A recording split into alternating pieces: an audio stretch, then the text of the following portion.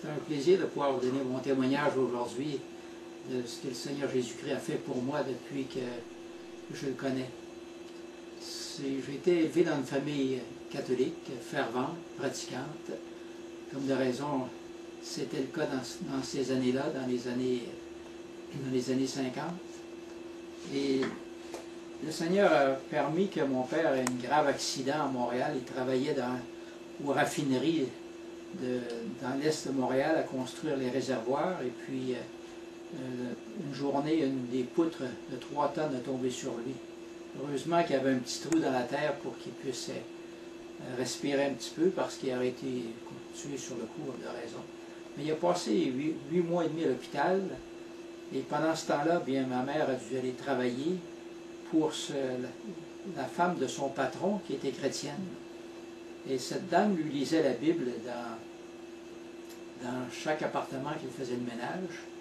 Et ma mère a commencé à être touchée par la parole. Et c'est cette dame chrétienne qui a envoyé un pasteur visiter mon père à l'hôpital. Et mon père était un petit peu sur ses gardes parce qu'il avait lu un peu la Bible, ça lui avait fait peur. Il avait vu son portrait là-dedans, il s'était vu pécheur. Mais quand il est sorti de l'hôpital, il a été ensuite 2 ans et demi en convalescence à la maison, après qu'on lui a coupé une jambe à cause de cet accident. Et c'est durant ce temps-là qu'il a lu la Bible et qu'on a eu la visite aussi du même pasteur et que mes parents ont accepté le Seigneur comme leur sauveur. Au début, ça a fait des frictions pas mal parce que ma mère était une ancienne religieuse et puis elle était très, très fervente catholique. Mais après que mes parents se sont convertis, moi je pensais que mon père était devenu communiste ou témoin de Jéhovah ou qu'il avait perdu la tête dans cet accident qu'il avait eu.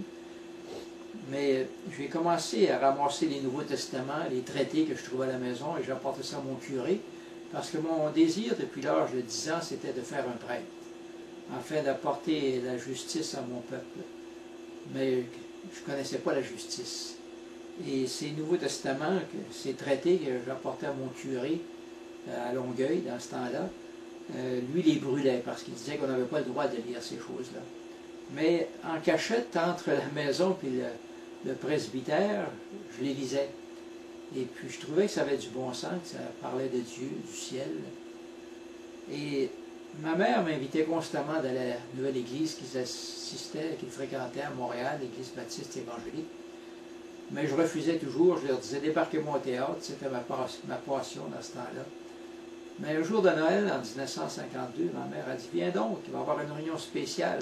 Tu vas rencontrer des belles filles et puis il va y avoir une collation après la réunion. Eh bien, ce sont ces 2 choses-là surtout qui m'ont attiré d'y aller. J'avais 16 ans dans le temps.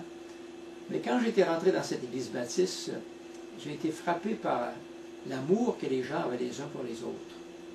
Et aussi par les chants, les cantiques qu'on chantait en français, parce que dans ce temps-là, on chantait juste en latin dans l'église catholique. Et on chantait ces cantiques en français avec cœur. Je me suis dit, ces gens-là ont quelque chose ici qu'on n'a pas dans la religion catholique, qu'il faut que je le trouve. Alors, ça a été ma décision à partir de ce soir-là, le jour de Noël, en 1952, de fréquenter cette église baptiste évangélique. J'y allais dimanche matin, dimanche soir, les mercredis soirs pour la réunion de prière. Même il y avait un pasteur qui venait de Saint-Pie donner des études bibliques dans une école à Montréal, et puis j'assistais aussi à cette étude biblique. Et tout de suite, je me suis acheté une Bible, j'ai commencé à la lire en demandant à Dieu de me faire comprendre vraiment la vérité, parce que je commençais à avoir des doutes au sujet de ma religion. Et je lui demandais aussi de vraiment me diriger dans le droit chemin. Mais plus je lisais la Bible, plus j'étais malheureux. Parce que je voyais tellement de choses qui désapprouvaient ma religion là-dedans. Moi, je cherchais ma religion dans la Bible, et c'était le contraire que je trouvais. Je trouvais des choses qui nous disaient justement qu'on ne devait pas se confesser aux hommes, qu'on devait plutôt se confesser directement à Dieu. Le passage qui m'a frappé le plus après 6 mois de lecture, je lisais ma Bible une journée à la maison toute seule, et j'ai arrivé dans ce passage dans l'Épître aux Éphésiens, au chapitre 2 et au verset 8 et 9 qui nous dit « Car c'est par la grâce que vous êtes sauvés, par le moyen de la foi, et cela ne vient pas de vous, c'est le don de Dieu. Ce n'est pas par les œuvres, afin que personne ne se glorifie. » Ce passage m'a tellement frappé parce qu'on m'avait toujours dit qu'il fallait que je gagne mon ciel. Il fallait que je fasse des bonnes œuvres, gagne des indulgences, que je fasse des sacrifices pour essayer de gagner mon ciel. Tandis que ce passage de l'Écriture nous dit que le salut est un don gratuit. Alors ça m'a même choqué tellement que j'ai réalisé qu'on m'avait gardé dans l'erreur.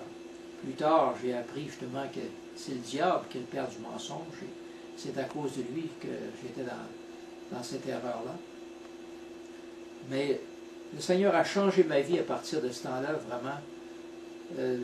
J'avais fait quelques petits vols quand j'étais jeune, et le Saint-Esprit m'a mis à cœur d'aller rembourser les personnes à qui j'avais volé des choses. Et des choses que je confessais régulièrement dans le confessionnal à l'Église catholique et que je ne réussissais pas à avoir la victoire, Dieu m'a donné la victoire en ce temps-là. C'est la victoire qui vient par Jésus-Christ, vraiment, qui nous délivre du péché.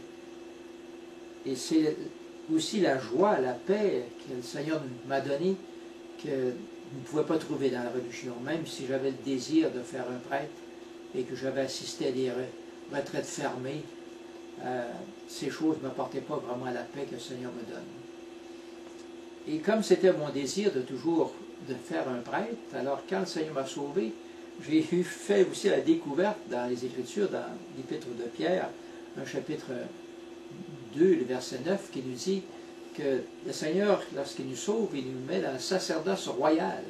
On fait partie du sacerdoce royal. On est déjà des prêtres. Quelle découverte c'était pour moi de savoir que j'étais déjà dans le sacerdoce royal avec le Seigneur Jésus-Christ. Mais j'avais ce désir de le servir, alors je désirais aller à l'école biblique pour être formé, pour mieux servir le Seigneur Jésus-Christ. Mais ce désir s'est réalisé seulement que 6 ans plus tard, quand ma femme et moi nous sommes mariés. Alors on est ensemble à l'Institut biblique Bethel, où on a étudié la parole du Seigneur pendant 3 ans. Et comme c'était excitant de découvrir toutes les merveilles que le Seigneur avait en réserve pour nous, qu'on n'avait pas connues dans la religion romaine, mais que le Seigneur nous avait gardé comme vraiment un héritage. Après notre sortie de l'Institut biblique Bethel, on avait déjà 2 enfants que le Seigneur nous a donnés pendant ses études, et on est allé travailler à Montréal avec le pasteur William Henry Frey, et j'ai été 2 ans et demi avec ce pasteur qui m'a appris beaucoup de choses à la parole de Dieu, surtout d'apprendre que Jésus-Christ, c'est la prédication du pasteur Frey était surtout Jésus-Christ crucifié. Un homme vraiment qui m'a appris à connaître que Jésus-Christ s'était vraiment donné pour nous et qu'en retour on devait aussi se donner pour lui, pour le servir. C'est un plaisir de pouvoir participer dans cette Église baptiste évangélique centrale qui est aujourd'hui l'Église baptiste évangélique de Rosemont.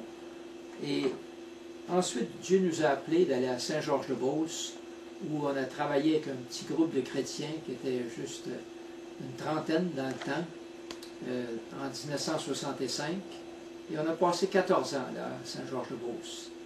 Et c'était vraiment une joie de travailler avec ce petit groupe de chrétiens qu'on a vu grandir, le Seigneur a ajouté des âmes, année après année, qui l'ont suivi dans les eaux du baptême.